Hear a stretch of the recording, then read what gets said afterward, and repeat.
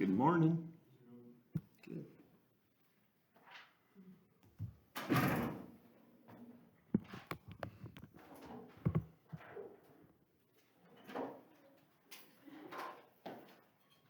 Good morning.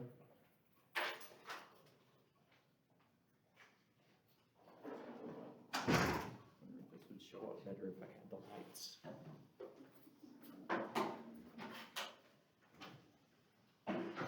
Good morning.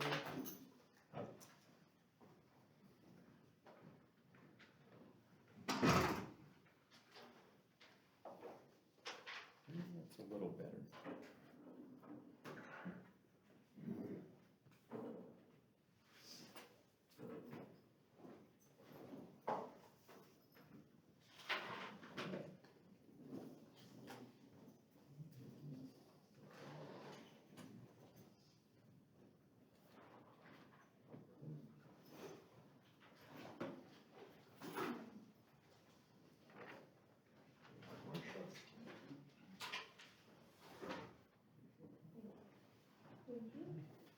Good morning, Cindy.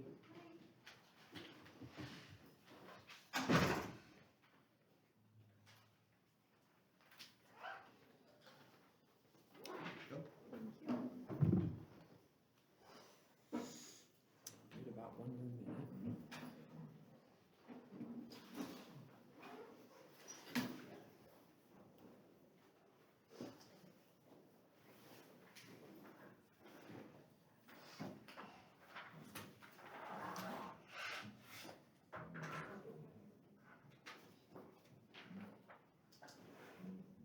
Were you under the lights on Saturday then? For a small period. You did at the end? Yeah, right at the end. How'd you do? We won 1-0. Say, Kylie and I both played pretty well. Good. Good morning, Annalise. Usual spot.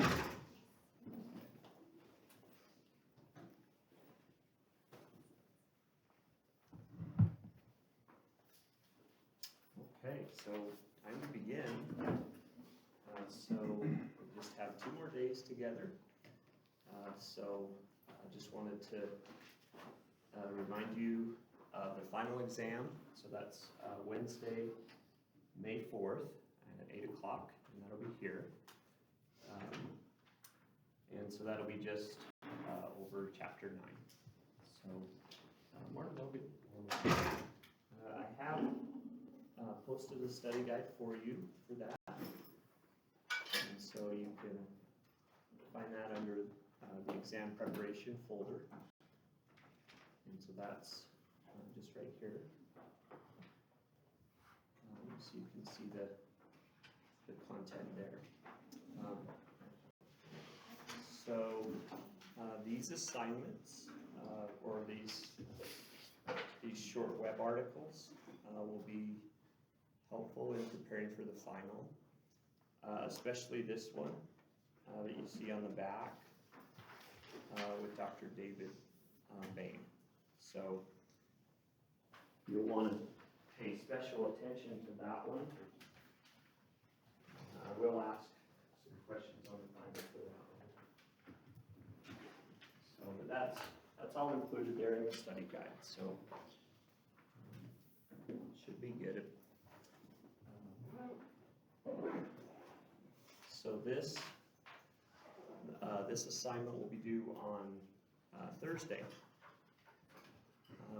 As far as the links go, please don't try to type in these links by yourself. You can simply go to the assignments folder. And so underneath assignments, you can open up the PDF copy that's in your hand, and then you can just access the links that way. So you can turn in a hard copy, or you can just send me an email attachment for Thursday with this assignment. And again, pay attention to the Bain one. That will have some test questions on it. So any questions? Okay, so what we need to do is get into chapter 9. So I do have a couple of nice links about different tissues in the body that we can watch as we go along today. So, morning, Lindsay. Give you an assignment here. What is that? Is that chemistry? So, Ashley can fill you in on all the details on that. Okay. So chapter 9 is all about tissue. Stresses and strains that we place on tissue in the body. If we look at the body as a whole, we have 4 different types of tissue. So we have muscle tissue, and it's unique in that it can develop tension, which is different from other tissues. We have nervous tissue, and it's unique because it can conduct electrical impulses. We have connective tissue. Connective tissue holds the body together. And there's lots of different types of connective tissue. There's something like 6 different types of connective tissue. The last type of tissue is epithelial tissue. So your entire body is really simplified into 4 different categories of tissue.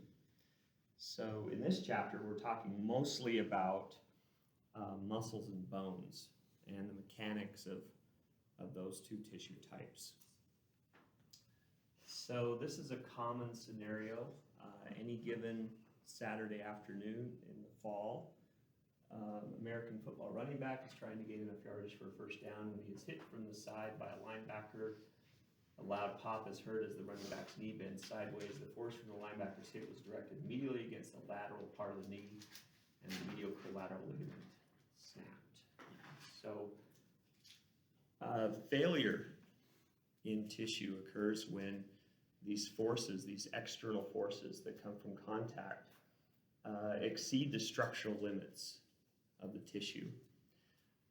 So from a physical activity standpoint, from a health and human performance standpoint, we try to do things in our training to strengthen tissue, to improve our response, to improve our balance and coordination, to improve the thickness of tissue so it's able to withstand greater stress. So mechanical stress is considered to be the internal force divided by the cross-sectional area of the surface on which the force is applied. So we have this Greek symbol sigma for stress, and so it's the internal force divided by the cross-sectional area of the internal surface. So a given amount of force that is distributed over a smaller area increases the likelihood of injury. So a given amount of force that is distributed over a smaller cross-sectional area increases the stress. So another factor that we have to consider is the time over which a stress is absorbed by the body. So we know from our discussion on impulse that if a given amount of force can be absorbed over a longer time interval, that the average amount of force that we experience is lower. So not only is the area over which a force is applied important, but also the time interval over which that force is being absorbed. So a couple factors that determine injury risk. So stress is expressed as pascals.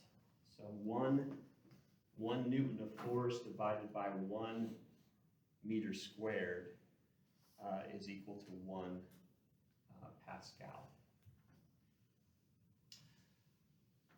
So external forces that act on the body, we're talking about gravity is one that we deal with all the time, but other contact forces, external forces that come from contact from opponents, or even in physical conditioning, we support weight on our shoulders and we lift weights overhead. So all of these things have an effect on tissues of the body, muscles and bones.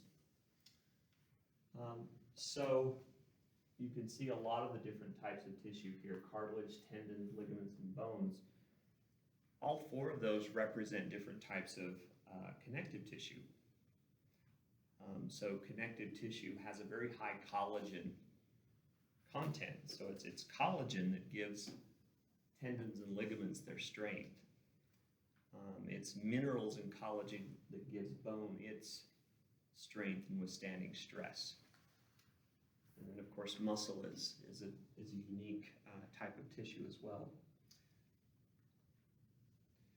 So tissues are strengthened over time. This is why physical activity is so important. We have a lot of age-associated diseases like osteoporosis that can be prevented through weight-bearing activity. So all of you are at the age right now where you're establishing your peak bone mineral density. So very important right now when your bodies are so responsive to maximize that bone mineral density. After about age 30, if there's a lack of weight-bearing activity, that starts to slowly decline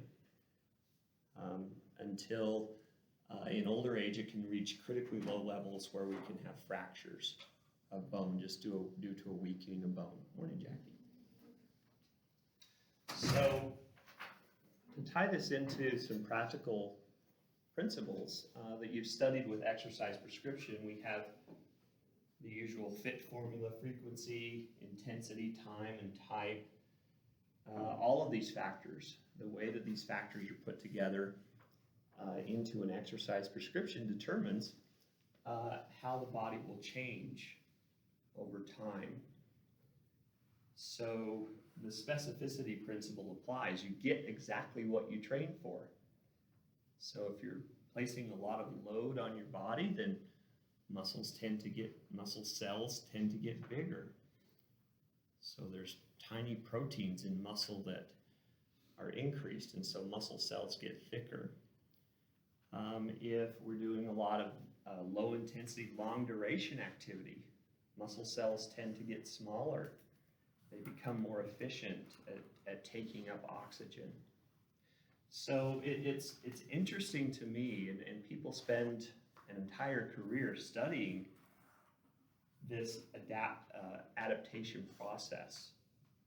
So how different types of stresses result in specific changes. So the body is very adaptable, and it adapts in a very specific way based on the type of stress. So having enough recovery is really important. We can't take the recovery for granted. So in getting the optimal response, sometimes we only think about the workout itself, the composition of the workout to get what we want in terms of the frequency, intensity, time, and type. We design a workout to get a certain outcome. So we want larger muscles, or we want more fatigue-resistant muscles. We design a workout based on what our goals are. But we also have to remember that as we work out, the body undergoes a certain amount of trauma. So it's physical activity is a type of stress. And so we have to allow our bodies time to recover, time to rebuild. So we call that the supercompensation. Our bodies come back to where we were to begin with, but they also go beyond that. And that's where we see the gain, is when our bodies go beyond where we started. And so we can see visible effects and performance effects that demonstrate this supercompensation. So here's just a model of how we can have potentially positive and also negative responses to physical stress. So we put forth a certain amount of effort, whatever that could be. Think of different workout programs, and that places stress on our tissues, muscles, connective tissue, bones, neural tissue. And so we induce a certain amount of damage. We're talking microscopic damage, so not at injury levels, but just a certain amount of, we say, micro trauma. We get a remodeling response going on. So the remodeling has to do with a balance of hormones in the body. So a very simple example would be we get an elevation in growth hormone and an elevation in testosterone, and these are anabolic type hormones. So they're tissue building hormones. They help repair tissue. On the other side of it, we have catabolic hormones like cortisol that tear down tissue. So both are really important, but ultimately, in order for remodeling to be greater than the rate of continued damage, we have to allow for this anabolic process to exceed the catabolic process. So catabolic means we're just continually tearing down tissue. Anabolic means we're building tissue up. And so ultimately, if the anabolic response is greater than the catabolic response, then we have stronger tissue. Does that make sense? Whereas if we're not allowing our body sufficient recovery, okay, so if we're not allowing a recovery process to take place and we're just kind of pounding on our bodies all the time, so to speak, the recovery process can't keep up with the rebuilding process. And so in this case, the rate of continued damage exceeds remodeling. Over time, we can have overuse injuries. So repeated application of stress without sufficient time to recover. So a lot of people misinterpret recovery. Recovery doesn't mean that you're just doing nothing. Okay, so I could say, I look around the room, track athletes. So on recovery days, you're not just doing nothing. There's activities. There's still a certain amount of stress you're applying to the body, but oftentimes the activity facilitates recovery more than takes away from it. So a lot of athletes will do what we call soft tissue work on recovery days, foam rolling and other things, percussion treatments and all that stuff. That facilitates blood flow. Blood flow is an excellent promoter of recovery. Blood flow helps with this remodeling process. So recovery doesn't mean just passively doing nothing.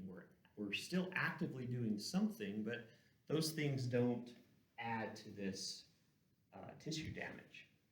They promote the remodeling process. So over 100 years ago, 130 years ago now, Julius Wolff summarized the nature of mechanical response to stress. So it's Wolff's law. And so what this says is that the level of adaptation in tissue reflects the level of typical loading. So your activities of daily living would be typical loading. And these adaptations are very specific. If the level of typical loading is removed, so you have someone that for whatever reason might be on bed rest, we get regression of adaptation. So we call that atrophy. Muscles, connective tissue bones. We have disconnection of the nervous system from muscles that results in muscle atrophy. So the prominences we see on bone reflect adaptation to stress. So a tennis player will have larger bones in their racket arm. Isn't that interesting? The arm that they're using to swing the racket will have significantly thicker bones, up to 17% thicker bones in their racket arm. So the adaptation to stress is very specific. So if we want to develop greater stress and mineralization in the femur, we do squats. So something weight-bearing that stresses that specific area of the body increases the mineralization and strength of the femur. So what I want to show you, there's two videos today. This first one I want to show you has to do with the strength of bone, how much stress bone can withstand. So you don't need to write down anything for this, just sit back and just relax. A tornado rips across the Missouri plains. Winds over 150 miles per hour shred everything that Twister's path.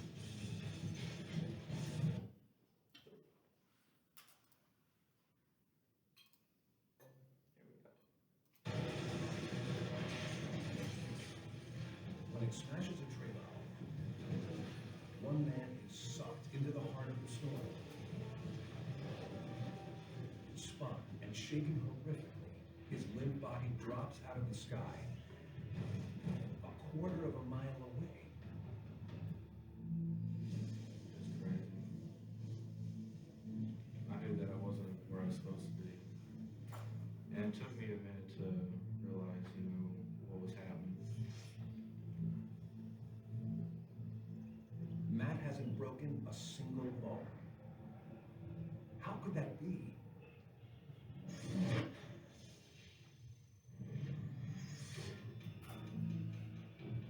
Scientists estimate Matt hit the ground traveling at least 30 miles an hour.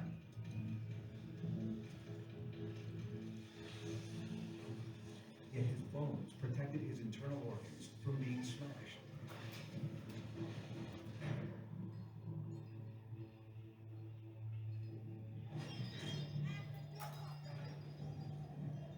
Our skeleton is made up of 206 bones. From the largest in our legs and arms to the tiny bones in our toes and fingers. They give us the tough, flexible frame that lets us push and pull on our world. Bone is incredibly strong.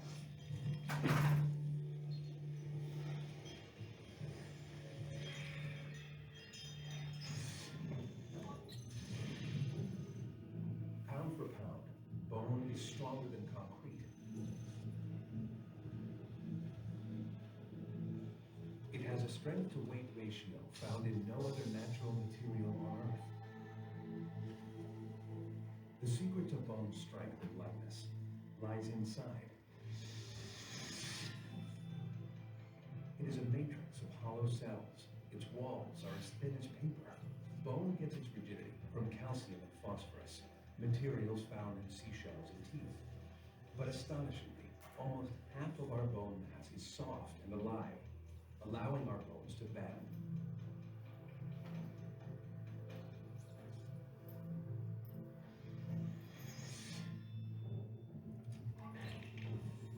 Every 7 years, a healthy human body completely replaces every single bone cell.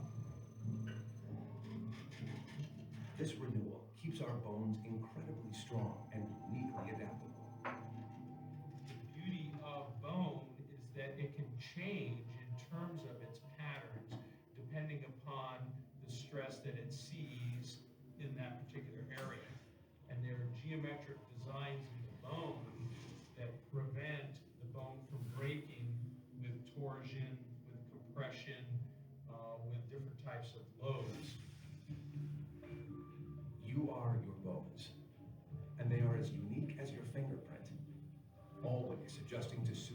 needs. A runner grows stronger leg bones than a swimmer. And a tennis player has bigger bones in their racket arm. Bone is like no other material in the world. Strong enough to be pushed to unbelievable limits. I didn't see anything. It was so black. And I thought, oh God, this is it. You know, it was really scary.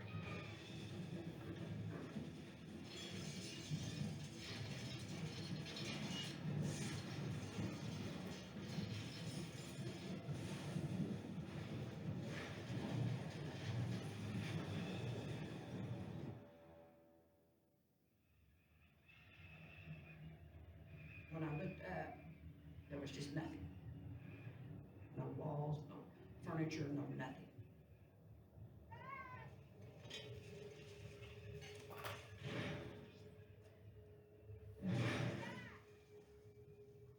I just went back to the end of the trailer where he was. It was just all gone. So, and I knew I was gonna be, but When Matt lands a quarter of a mile away, his bones don't break.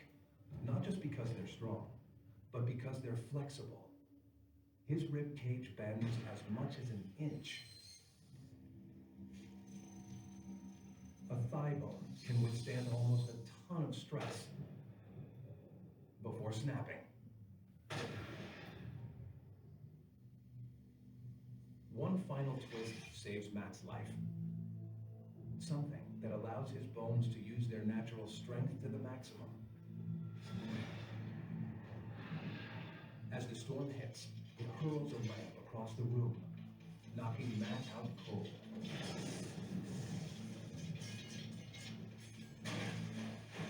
Matt's body goes completely limp. All his muscles are totally relaxed.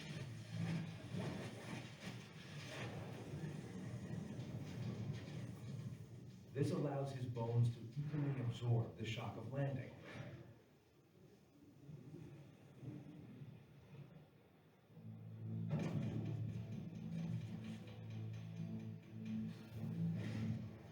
They said that if I was conscious, then it would have probably hurt me, more than what it did. They said I was so relaxed, that's why I didn't get hurt as bad. Okay. How many years to completely remodel all the bone cells in the body of the adult? About 7 years. How much can a human thigh bone withstand before fracturing? Almost a ton. That's a strength to weight ratio found in no other material on Earth, stronger than concrete. So bone adapts by increasing mineral content. And did you see the internal geometry of the bone? Those little trabeculae, we call them. Those align with the direction of stress. And so the collagen in bone gives it its flexibility, but the mineral content of bone gives it its strength in withstanding stress. Muscle adapts by getting bigger. So contractile filaments, actin and myosin, that are part of muscle cells, we have more of that, so muscle cells get bigger. Muscle cells themselves can also get longer over time. So we can add contractile filaments, we say, in series. So muscle cells can become increasingly longer with continued stretching type of stress. Tendons, ligaments, and cartilage increase collagen bundles. So that's what tendons and ligaments and cartilage consists of, is a very high collagen content. Tendons and ligaments have collagen in bundles that's arranged parallel, whereas cartilage has collagen that's arranged at random, depending on the stress.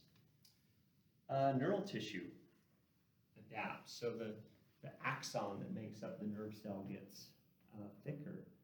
and able to transmit impulses faster. So just going along with the video here, this is the proximal portion of the femur. And so as body weight, the load from gravity in a standing position is placed here. This is the femoral head that connects with the acetabulum. And so if we have the load placed here, on one side, on the medial side, we have compression between bone cells. So if the load is placed here and then we have this axis running through the bone, on this side we have compression, so pushing together of bone cells. On the other side though, because the bone is bending, we're going to have tension. So bone cells are being pulled apart on that side. So if we look at the internal geometry, the trabeculae of bone, we can see these stress lines based on compression. So the compression lines would be more vertical in alignment, whereas the tension lines are found more on this side where the bending takes place, and so the tension lines are more horizontal in alignment based on how our body is supported on the femur. So this is an interesting slide from your textbook, and I really like it because it kind of simplifies how our bodies change in response to exercise. So we can say that the physiologic loading zone represents daily activity. So just going about whatever activities you have throughout the day. So you have some weight bearing as you're walking around and doing different tasks. We have this stress continuum where the stress can be extremely high or the stress can be extremely low. So most of the time, for healthy adults, most of the time we sit right in here in the physiologic loading zone, so just typical stress. When we exercise and we place a load on our bodies, we have more stress. So we say the physiologic training zone. So as you go and you lift weights or you go on a jog and you have that stress on your body, for a temporary period of time, during the day you'd be in this physiologic training zone. And then when the workout ends, you'd go back to this physiologic loading zone. Undesirable effects occur when the level of stress imposed is too high or too low. So if we're in this physiologic training zone for too long without being able to withstand it, then that's when injuries tend to happen. So we enter this pathologic overload zone where the stress is too much for our bodies to handle. So that's when injuries occur. It also needs to be said that if we allow our bodies to become too deconditioned, if we remove too much of the stress, then we enter this pathologic underload zone, which if our tissues are weakened to a point, then we're not going to be able to withstand as much stress either. So what we want is just the right amount of stress. So we call that eustress. We want enough in our daily life to maintain our tissues and allow for recovery, but we also want to be healthy, and so we want to strengthen our bones and muscles and connective tissue by working out to where we're in this training zone every once in a while as well. So this also has a lot to do with the individuality of exercise prescription. So isn't it true that a trained person, their body can withstand more stress than maybe an untrained person? Or maybe a certain individual, after maybe a period where they've been injured and haven't been able to do as much, their body's going to change too, to where maybe something that was easy before in the physiologic training zone might be extremely stressful. So it's an individual thing between individuals and within an individual. It's also important to consider other factors. So if we're in this training zone where we're building our bodies up, think about how important other variables are in how we respond, in how our bodies remodel. Genetic responsiveness. So that encompasses many factors that people do research and try to understand. We know it's important, but in terms of exercise, we don't quite understand what's going on. Why is it that someone's really responsive to weight training or really responsive to aerobic training? There's research going on to try and figure that out. What proteins, or we could say, how many have heard of the term transcription? What transcription factors inside a muscle cell make someone very responsive to aerobic training? And what transcription factors make someone responsive to weight training? So these are things that we're just starting to unravel in research. Nutrition, very important. You've got to provide your body with good construction materials, right? So the materials that are used to remodel tissue, the quality of remodeling, the time course of remodeling can be affected by the quality of your nutrition intake. Sleep is very important in the recovery process. Stress management. So all of you, I hope, are thinking about stress management, sleep, nutrition. Okay, very, very important. So I talk to people about these things, and the only thing they really want to know is what pre-workout they should take. They have no concern with nutrition, sleep, or stress management. So we got to take care of the basics first, because those are the most important. Okay, so just a study about genetic responsiveness. Okay, so 66 untrained lifters. So if you were going to examine responsiveness, why would you select untrained people? People with a clean slate in terms of their training age. What would be a good reason for that? Well, it's a blank slate, right? This hasn't been written on in terms of exercise programming. So there's no confounding variables of what they previously had been involved with. So you can examine at baseline how responsive they are to a certain training regimen. So very interesting, just a typical lower body program. Okay, so nothing new that you haven't seen there, but what they did is they took biopsies of the vastus lateralis muscle. So that's a common muscle used.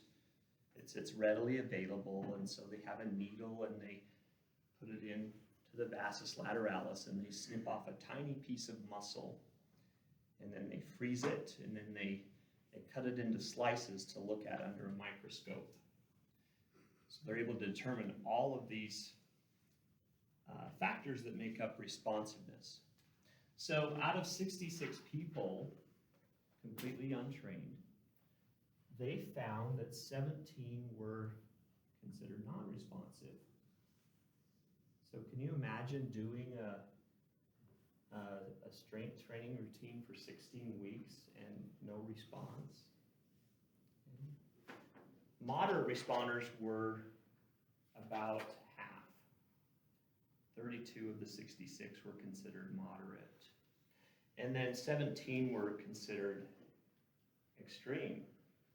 How many of you know people that are very responsive to weight training? They just grow muscle like crazy. Okay? So really interesting. How many of you, if you've had stats, how many have studied the bell curve? Isn't this kind of like a bell curve response. You have a few on the end that are non. Almost everybody is in the middle. And then you have a few on the other end.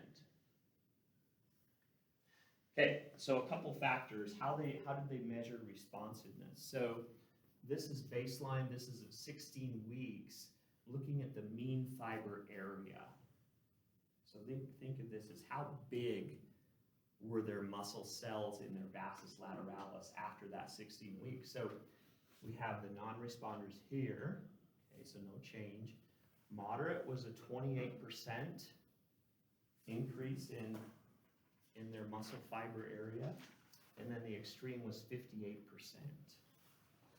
So the same training program, people with no history of training, and you have vastly different responses. That's fascinating. So now we need to get to the question why. And that's where we're just starting to figure it out. And it probably has to do with hundreds of different proteins that promote transcription that we talked about. That's what I do in the summer when I have nothing to do, is I study this type of stuff. But myonuclear number, those are stem cells that are specific to skeletal muscle. How many have heard of stem cells? Muscles have stem cells. Stem cells are satellite cells that make your muscles grow. And those can be different. So that's very individualized. So you have the non-responders. Moderate responders had a 9% increase in their muscle stem cells. And then the extreme responders, a 26% increase in stem cells. So why is it that some people have this huge increase in stem cells with all other factors being equal? There has to be something going on connected to this genetic endowment that allows for that to take place. So, wish you could buy that in a bottle, right? That'd be nice. Okay, so different types of tissue have different thresholds for injury. Okay, so bone is higher than tendon. Tendon is higher than ligament. Ligament is higher than cartilage. So you have to be careful with cartilage because it has a very poor regenerative ability. And it's not as strong as other tissues to begin with. It has a very poor vascular supply. So it's tough to get it to regenerate, but it has incredible properties. Each tissue itself has different capacities to withstand stress. For example, bone is able to withstand compression with the greatest strength. So think of the video with the test. 200, was it almost a ton of compression? So compression, straight down, pushing type of stress. Bone is lowest in shear. So how would you describe shear stress? Yeah, exactly. Thank you, Eric. So it's sliding. Materials are sliding over one another versus compression and tension where it's along the axis of the bone. So the tensile stress is somewhere in the middle between compression and shear. So this has a lot to do with how our bodies change in response to training and how something that may be within the physiologic loading zone for one person, for another person it may be within the physiologic training zone, and vice versa. So for one person, what you might think is the physiologic training zone might be really easy. So they would need a little bit more overload versus another person who might have less experience. Okay, so I have another video on cartilage here.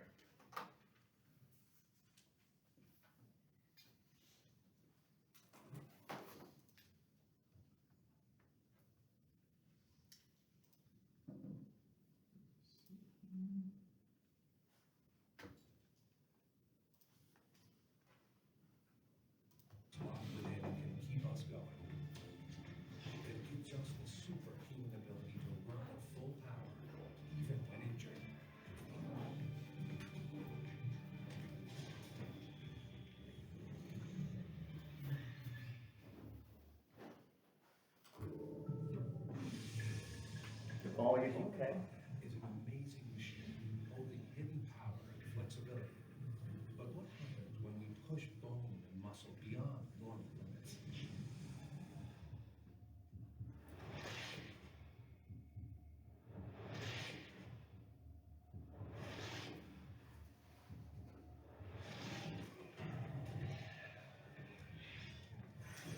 You'd think serious injury would stop an athlete in his tracks.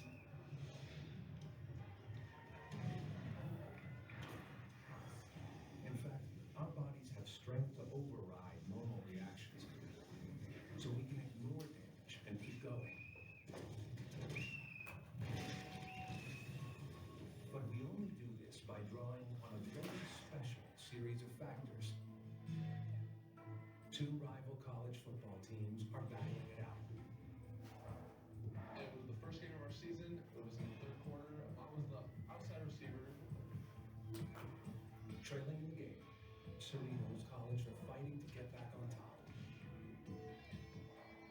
The play will have Ryan Petty receive. I caught what was called a out route inside a field.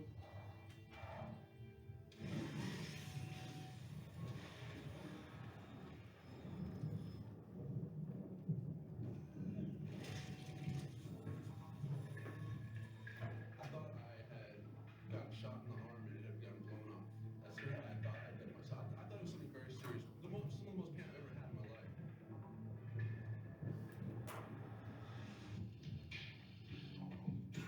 Running full speed, two defenders take Ryan down. It's as if a truck hit him, going 20 miles an hour. The impact pulls Ryan's ligaments like rubber bands, causing his right shoulder to separate from his collarbone. Immediately, thousands of pain sensors in the ligaments and muscles fire signals to his brain, telling him of the injury. At this point, most of us would collapse in agony, but Ryan has no intention of quitting, and shuts out the waves of pain from his shoulder. I played for the rest of the game, which would be about a quarter and a half. It was bad. Not anything as bad as what I experienced the next couple days of pain because the adrenaline had pumping, but it was still pretty bad. Ryan was running on more than adrenaline. Deep in his head, training helped rewire his brain. The way Ryan's brain cells now connect strengthens his resolve. Damage to our bodies causes pain we all sense. But we differ in how we deal with it, how much pain we tolerate. Where the difference is not in pain threshold, it's in pain tolerance. It's how much will you put up with before you say, that's it, I quit. Football players have a higher tolerance. Clearly that's a learning moment. If you're brought up and told that it's a sign of weakness to admit that it hurts, you won't admit that it hurts. We can rewire our brains and body to become superhuman at a price. Ryan's ligaments eventually tightened back up, but his recovery took longer because he kept playing. For Ryan and his team, that's the price of victory. Everybody plays through pain. But sports isn't the only place where people choose to stress their bodies beyond their limits.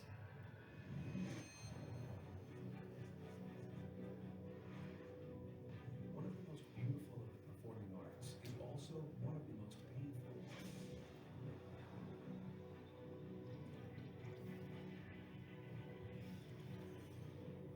Because ballet is an art form that's meant to look effortless and painless.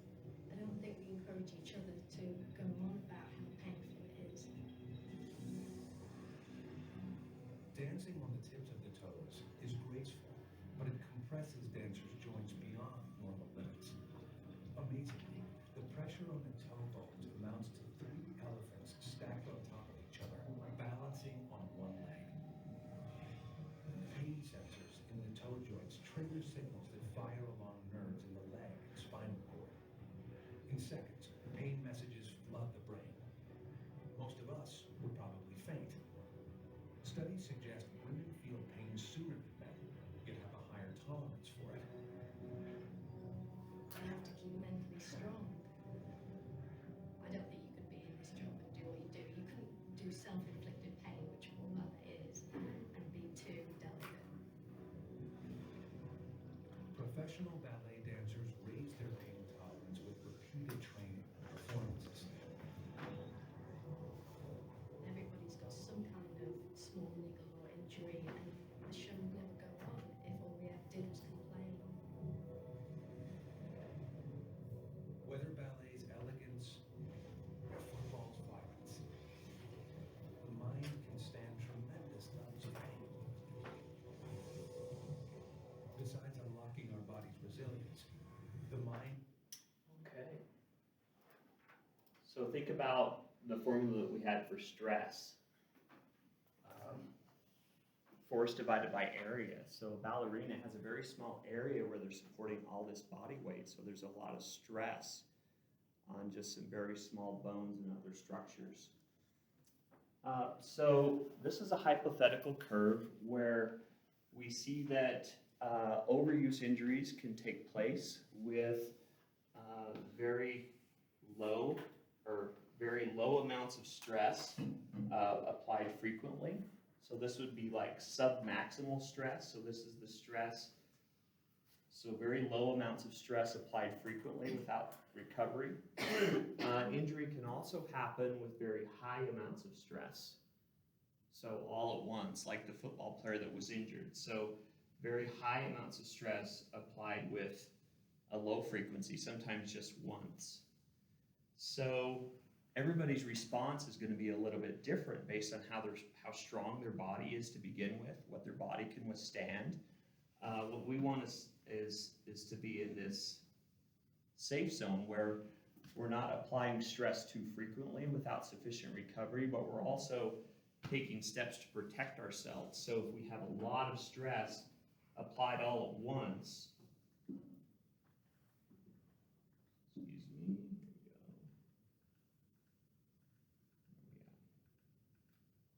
so if we have a lot of stress applied all at once, we're going to be able to withstand that. So that's where the training process comes in, is we're strengthening our bodies and tissues to withstand greater stress. So the amount of recovery time can be highly individualized. Some require more recovery than others. With more training, we can train more frequently. With greater training, our bodies get better at rebuilding. We get to know our bodies better.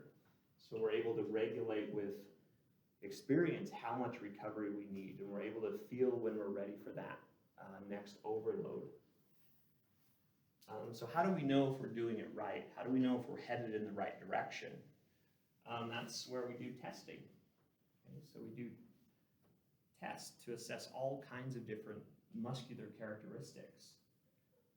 If we're doing this the right way and we're in the safe zone, then we see positive responses from our bodies. We become more powerful and stronger and more fatigue resistant. And that would come out through our testing. So it's impossible to establish injury prevention guidelines that are optimal for all individuals. My youngest son just started Little League Baseball last week. So it was finally warm enough they could go out and play. And one of the first things I noticed is they had a pitch count. So in some Little League Baseball, they have a limit on the number of pitches that someone can throw before they have to replace the pitcher, which I think is a great idea. One of the articles that I asked you to read talks about the increased frequency of surgery on the ulnar collateral ligament in young athletes. So the early specialization is one of the factors that leads to greater frequency of what we call Tommy John surgery. So if you think about a pitcher, the forearm lags behind while the shoulder is accelerating. So the humerus is accelerating forward, whereas the forearm lags behind. And so that places torque on the elbow, specifically on the ulnar collateral ligament, to hold the elbow together. And in replacement of the ulnar collateral ligament or repair, oftentimes the palmaris longus is used. And so we can see that one right here in the middle. It's one of the few tendons that doesn't cross through the carpal tunnel. Another one that I've read about that's sometimes used is a piece of the gracilis muscle is used to replace that. So about 20% of people don't have the palmaris longus. So it's just one of about 7 forearm muscles. So you can pinch your fingers together like this, and then you can see this very prominent tendon right here would be the palmaris longus is right on top. So it's easily accessible, doesn't cross through the carpal tunnel, so it can be used to replace this UCL. So I was surprised in reading that article on your assignment how frequent ulnar collateral ligament repair is for just young athletes. It's interesting that the majority of players drafted into the NFL in recent years were multi-sport athletes in high school. So that kind of is evidence that maybe it's not a good idea to specialize with kids early on in their lives in sports. Maybe it's better to let them play multiple sports and have multiple types of stress on their bodies to avoid burnout. That's the approach my wife and I have taken, and it seems like it's just a good mental break to go from one activity and then maybe try something else. You become a more well-rounded person, and it's just good for your mind as well. So here's some evidence. I forget the acronym here. It's an orthopedic center that's famous for UCL surgeries. Tommy John surgery was first done in 1974.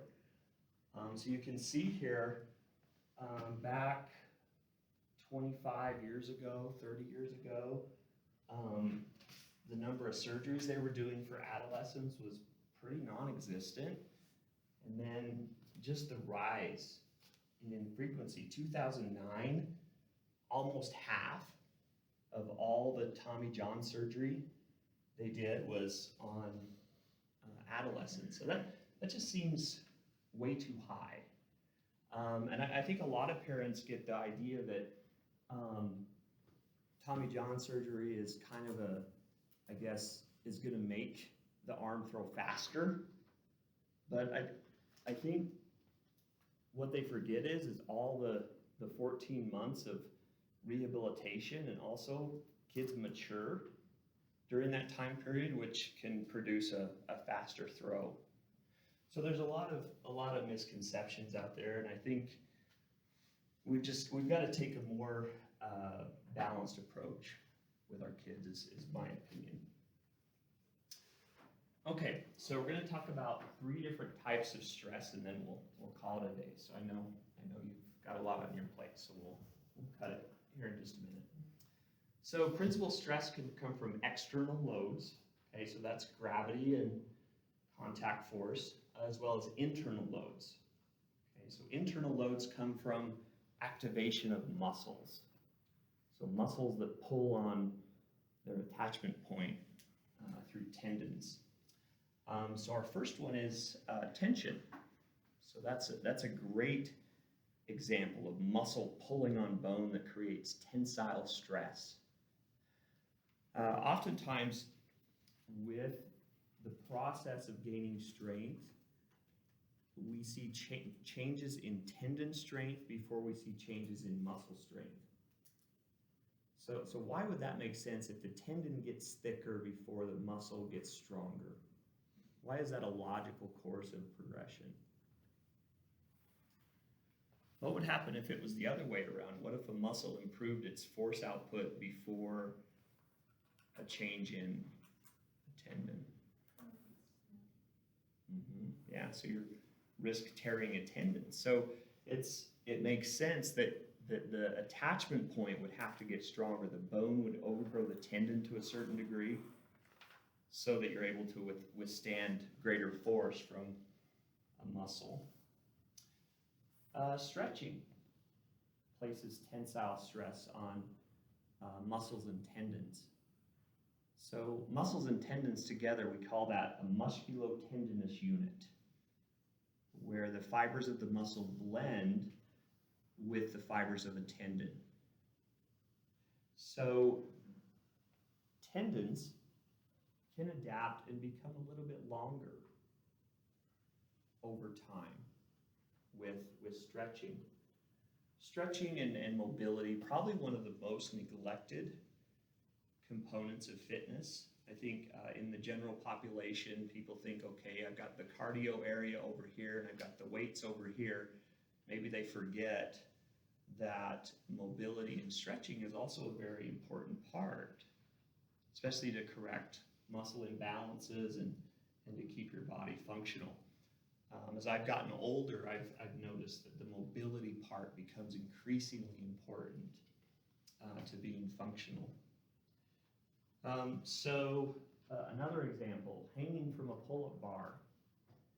You've got your body weight, which pulls the humerus in one direction, and then you've got the reactive force from the pull-up bar that acts in the opposite direction. So you've got bone cells that are being pulled in tension. Okay, so let's move on to compression. So the first principal stress is tension. Next is compression. So it's an axial stress, but rather than pulling, now we're pushing together. This is probably the most common type of stress that we deal with because of gravity. Okay, so anytime we say a weight-bearing position, well, what are we actually bearing? When we say weight-bearing, it's gravity, because gravity is what creates weight when it acts on our body mass. So the knee joint is under compression. So our body weight acting down on the tibial plateau through the femur, the tibial plateau has a reactive force that acts in the opposite direction on the femoral condyles. When muscles contract, it's true that there's tension at the attachment point, but in terms of the joint itself, if you remember months ago when we started this class, I think the very first chapter had some content on the different components of muscle force. And the classic example is always the biceps. And so as the bicep pulls on its attachment point, part of it is considered a rotary component. So that's the part that actually rotates the elbow joint. Part of it is considered a compressive component. So that's the part that would push those bones together, the humerus and the ulna together. So how much rotary and how much compression depends on the joint angle. So it makes sense that our bodies are going to be strongest. A muscle is going to demonstrate the greatest strength where the rotary component is the highest, right? Because that's the part that actually moves. That's the part that rotates the joint. At other positions, you might have less rotary and more compressive component. So the amount of weight that you lift would be reduced because of that. Another example with push-up. Okay? So we are applying a force into the ground, and the reactive force from the ground comes up through the hands and up through the humerus in response. So this is compression of those cells in the bone. Squats provide a great example of compression. So our torso is loaded axially. Axially means along the axis of the spine. And so it places a large amount of compressive stress. So up to 10,000 newtons of compressive stress on our spine during a heavy back squat. And so you can see this lifter here, we have large muscles in our back that are able to react to that compressive stress to support the load. Sometimes though, with repeated application and very little recovery, especially after a period of inactivity for several years, we can have what's called compression fractures. This can happen just simply by supporting our own body weight. Okay, so in the case of osteoporosis, if you have grandparents that you can remember, they were 6'2" when they were 25, and you see pictures of them when they were younger, black and white pictures. They were big and robust and tall, and then the way that you remember them when you were a child was they were much shorter than that. So there's degeneration in the spine that affects our height. In a case like this, where we have this fracture, what happens is the cartilage plate that sits between the bottom of the disc and the top of the vertebrae fractures. So we call that an end plate fracture. And so the middle of the disc, remember what the middle of each disc is called, that pulpy substance, nucleus pulposus, starts to leak down into the underlying vertebrae inside. And so over time we get this compression that can result in a lot of pain, and of course our stature is reduced over time. So again, you're at a point right now, young, where you can really bolster your bone mass and have more successful aging as you get older. Okay, so the very last one, almost done for today, is shear. So this involves sliding molecules, so perpendicular to the surface. Shear stress is different only in terms of the symbol that we use. So it's still force over area, but we don't use the sigma, we use the tau. Sigma is used for compression and tension, tau is used for shear force. I also, as we talk about this, I don't want you to get the impression that compression, tension, and shear are bad things, because remember, we have to have a certain amount of load on our bodies. And anytime we lift weights or we run or all the activities that we do in daily life, we have these stresses that are present, compression, tension, and shear. They act on our bodies. It's just a question of we don't want to exceed a threshold where we can't repair tissue, where our body can't withstand it. So these stresses are important, but within limits. So let's take the spine, for example. I want you to imagine a deadlift.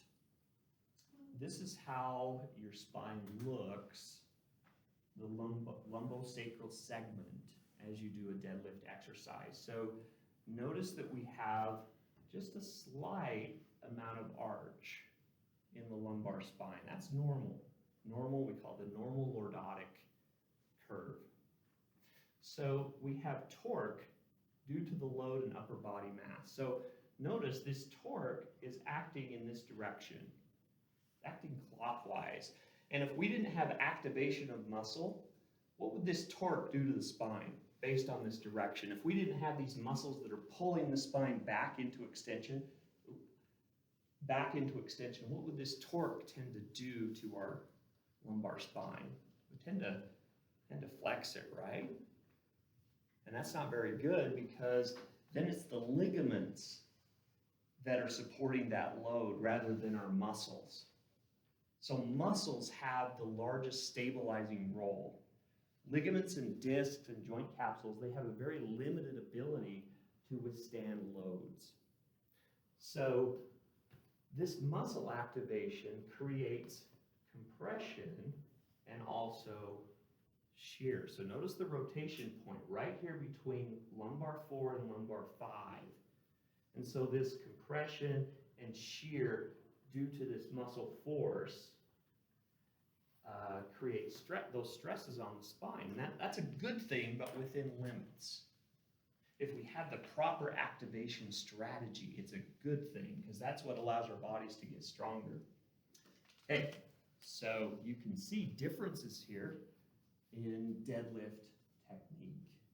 We can see a good muscle activation strategy, and we can see a poor muscle activation strategy over here.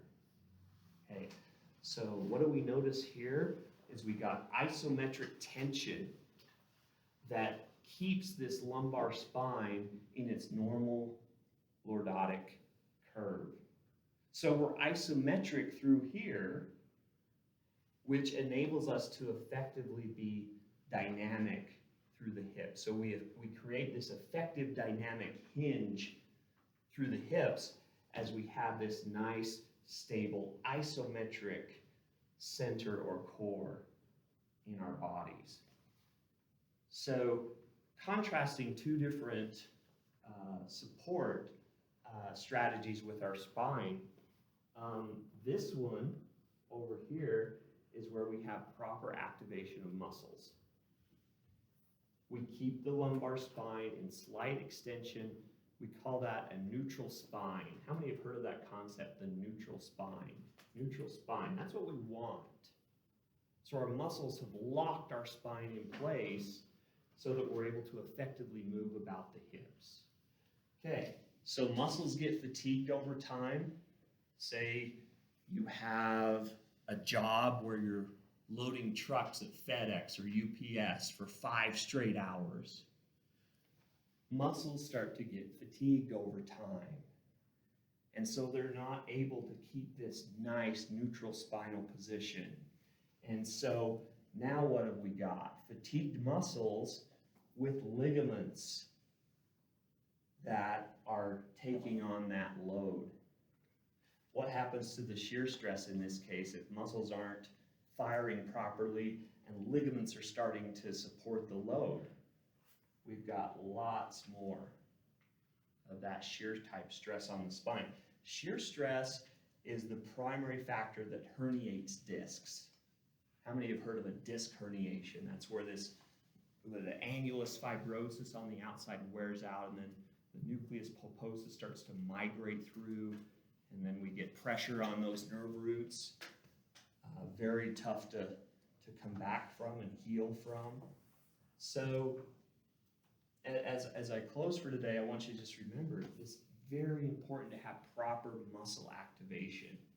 So we do that by working out and with the proper technique and developing that strength so that we get into life's activities and things, we can prevent fatigue and keep away from those excessive forces that tend to damage our spinal tissues.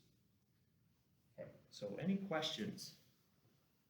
Okay, so the assignment you have probably take you about 15 minutes. Just read through those articles, answer those questions. That'll be due Thursday. For those of you that would like to, if you don't feel like getting up to come in at 7:30 on Thursday for the lab final, you're welcome tomorrow. I'll be in my office from 10 to 1:30 if you'd like to just come in and take the lab final early. Okay. All right, thank you.